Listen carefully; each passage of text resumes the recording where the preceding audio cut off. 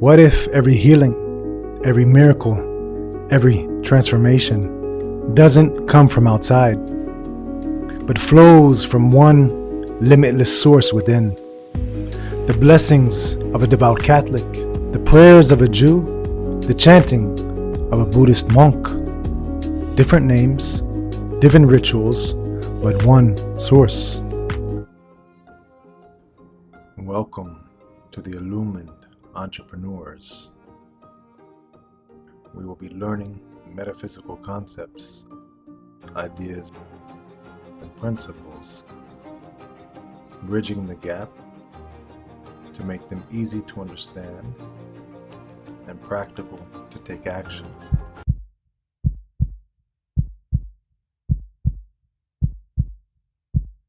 Across centuries and continents, humans have reached for the divine, with words, with silence, with tears. And the question still remains, why does it work for some and not for others? Why does one awaken while another remains bound? Why is one healed and another still suffering? Here's the truth they don't teach you. The power to heal, the power to transform, the power to awaken was never granted to you. It was always inside you. So why then do some touch the miraculous while others reach and only find silence?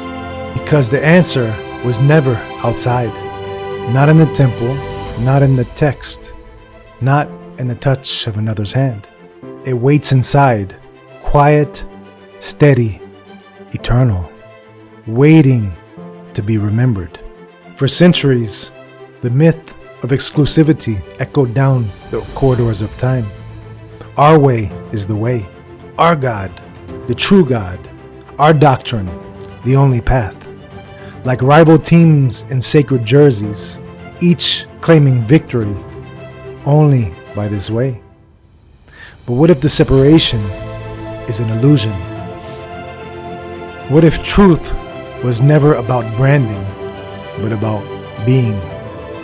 My journey led me to a truth beyond all names, a universal power flowing through every prayer, every act of love, every focused intention.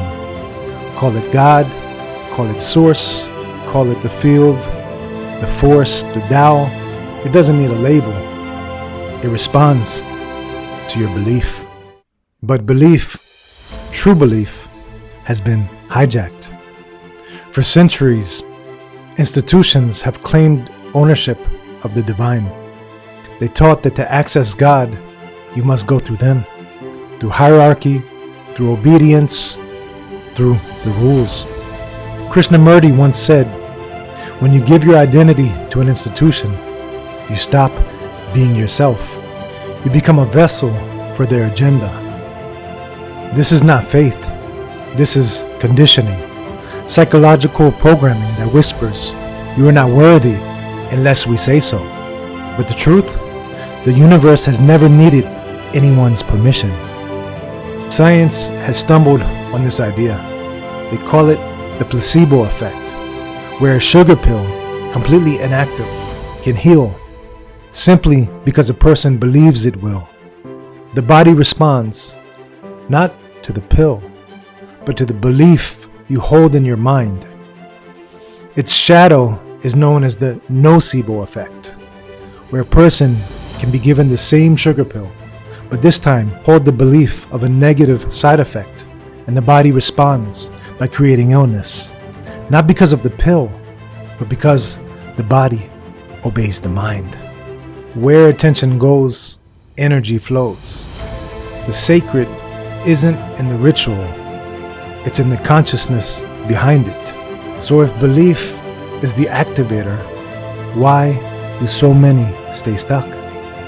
Because belief, real belief, requires trust, and most of us don't trust the power inside us.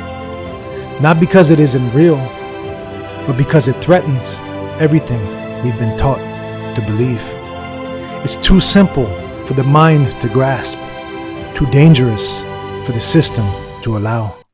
We've been conditioned to look outside for answers, to doctors, to pills, to priests, to rituals. But what if that's the illusion? What if the real secret is that we're not afraid of being powerless? We're afraid of how powerful we truly are, of our ability to heal, of our ability to create, of our ability to transform reality from within. In our need to hold something we can see or touch, we forget the power was always inside us.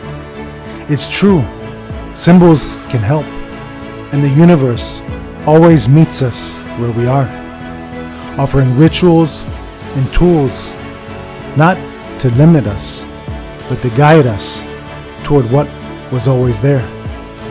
The power was never in the object. It was always in the belief that activated it. Because belief, true belief, isn't blind.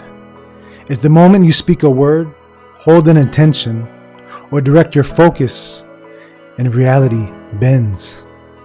Not because of what you did, but because of what you're connected to. And yet sometimes that belief is sparked from the outside. A symbol, a ritual, a sacred object. It doesn't hold the power. It awakens the power already inside you. It mirrors it. It becomes a permission slip and triggers remembrance of who you really are. The object doesn't create the change. It simply helps you align. And once you're aligned, alchemy unfolds. Because the truth is, and always was, it was never the object. It was always you. Dolores Cannon once wrote, "You don't need a thing to heal you. The power is already within. But if your belief needs a symbol, the universe will give you one. Not because it's required, but because you believe it is." The universe meets you in belief, because belief shapes reality. And once you remember that it's you who holds the power, everything changes. This is the truth behind every sacred tradition. Every healer, every mystic, every teacher who has sparked real transformation wasn't using a power outside themselves. They were awakening what was already within and reminding others what was forgotten. And yet, for centuries, institutions have tried to lock this power behind golden doors, telling you God is outside of you, that you must earn what is already yours, claiming ownership over what is universal and always within. No method, no doctrine, or ritual has exclusive access to the divine power within. The same force that heals a Buddhist at a shrine is the same force that heals a Christian through prayer. Because the true power, the true essence, cannot be captured by a name or confined within a doctrine. This power is beyond rituals, beyond doctrines. It is inside all of us. Whether it's a monk chanting or a Jew praying at the Wailing Wall, the source is the same. You are not here to earn the miraculous. You are here to remember you are the miraculous. You were never waiting on the ritual, the healer, or the priest. It was never outside of you. It was always you.